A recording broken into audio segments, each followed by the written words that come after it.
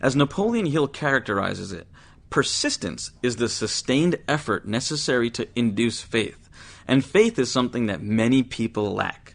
The root cause of lack of faith generally arises out of fear.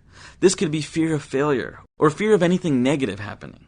Instead of having confidence and faith in attaining what we want, a majority of people are willing to throw away their desires and goals at the first sign of opposition, negativity, or trouble. Very few stand strong and continue on despite challenges that come their way. This probably doesn't need reminding, but a majority of successful people have come against resistance, obstacles, and negativity on their path to abundance. However, in order to succeed, they overcame any potential fear and pushed through with persistence. Tim Ferriss, the man behind the 4-Hour Workweek, and who has changed how countless people view work and life, was rejected by 26 publishers before one gave him a chance. The 4-Hour Workweek ended up being the bestseller for years and is sold all over the world. Then we have Richard Branson. I've mentioned him before, but as the billionaire mogul of Virgin, even he's had his share of failures. Remember Virgin Cola or Virgin credit cards? Probably not. He's lost hundreds of millions of dollars, but has not let fear of failure or negativity stop him. Then we have Walt Disney. He was the magnificent creative force behind Disney World, Mickey Mouse, and countless other brilliant animations. Well, his first animation company went bankrupt. He was also fired by a news editor because he supposedly lacked imagination. It's estimated he was turned down 302 times before he got financing for creating Disney World. Disney persisted and left a legacy of joy for children around the world. And then we have the Beatles. They were rejected by many record labels. In one of the famous rejections, the label said, "Guitar groups are on the way out," and "The Beatles have no future in show business." Soon after, the Beatles got signed by EMI, and Beatlemania hit the United States by storm, and they became one of the most prolific bands in history. Look, it's even happened to me. I was actually scared to leave my old business because I thought, I couldn't leave, and I was married to this business, and I was scared to leave it. And once I left, my whole entire life changed, and I became truly present in what I wanted to do, hence why I'm making this course. And that was one big learning lesson for me, and it was a huge fear of mine to leave this company, to let it go, and to just move on. And I did it, and sure enough, so many more beautiful doors have opened since. But don't worry, even if you temporarily fail into the fearful and faithless camp, and yes, I mean temporarily, all is not lost.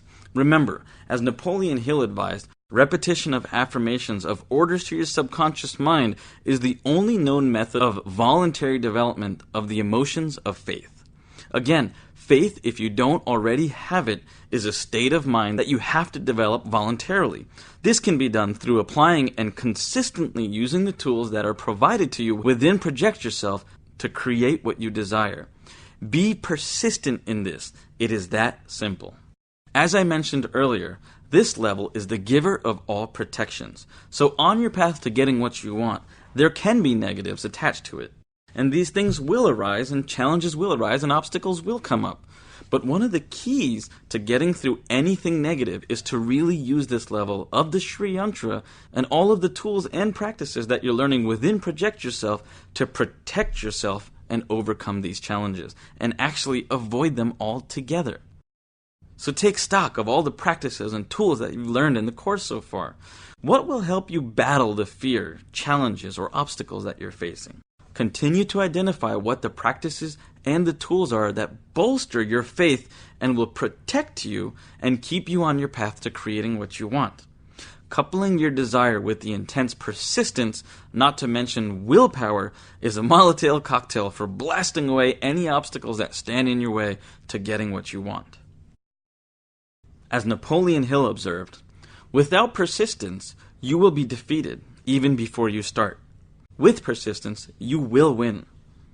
You see, it's only through persistently driving yourself towards the reality you want to create and sticking to the practices, tools, and organized plans to get yourself there that you will actually succeed. Much like faith, persistence in and of itself is a state of mind. So the good news is that you can cultivate it. As Napoleon Hill explains, a persistent state of mind is based upon the following. First, there's definiteness of purpose. Knowing what one wants is the first and perhaps the most important step towards the development of persistence.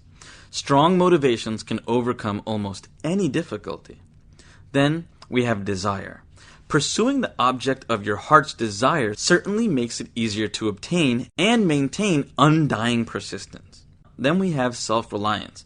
Belief in your ability to carry out your organized plans will encourage you to follow through with persistence. Then we have the definiteness of plans. So speaking of organized plans, no matter how weak or impractical, they encourage persistence. Then we have accurate knowledge.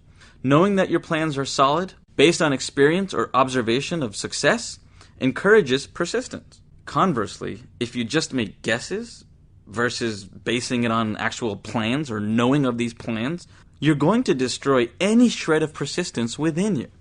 Number 6 is cooperation. Sympathy, understanding, and of course, harmonious cooperation with others will develop persistence. And I've talked about this in developing your own mastermind in level 5. Then we have willpower. Concentrating your strength of focus on building plans for getting everything you desire can also lead to fostering persistence.